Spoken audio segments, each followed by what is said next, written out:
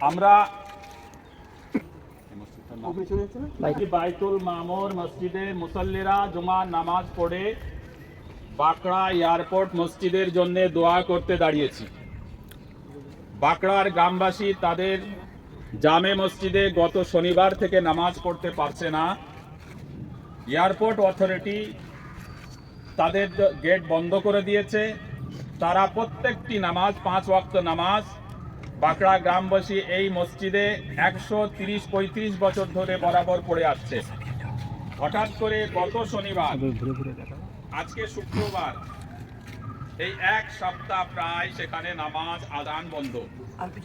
প্রত্যেকটা ধর্মপ্রাণ মানুষ জানে যে ধর্মস্থানে যে ধর্মেরই প্রতিষ্ঠান হোক, সেখানে যদি সেই ধর্মের ধর্মগুরুরা উপাসনা না করতে পারে তারা কতটা ব্যথিত হয়।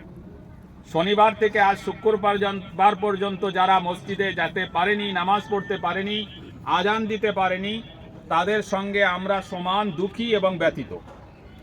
আমরা এয়ারপোর্ট অথরিটির কাছে, রাজ্য সরকারের কাছে, কেন্দ্র সরকারের কাছে আমাদের দুঃখ বেদনা প্রকাশ করছি যে বাঁকড়াবাসীরা শুধু নয়, এই পাড়ার, এই মহল্লার দাসপাড়ার মুসলমানরা যারা এই মসজিদে আমরা জুমার নামাজ আদায় করেছি, বাঁকড়া মসজিদ কমিটির আবেদনের সাড়া দিয়ে আমরা এখানে দুঃখ প্রকাশ করছি।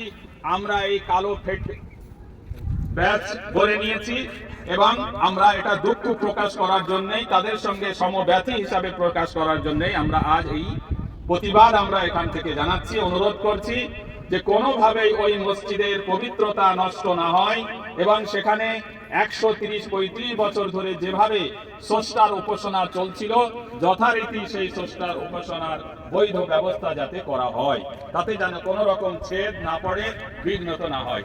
আমরা আমাদের ধর্মস্থানের পবিত্রতা রক্ষা করতে বাধ্য, আমরা সেখানকার কার্যকলাপ রক্ষা করতে বাধ্য।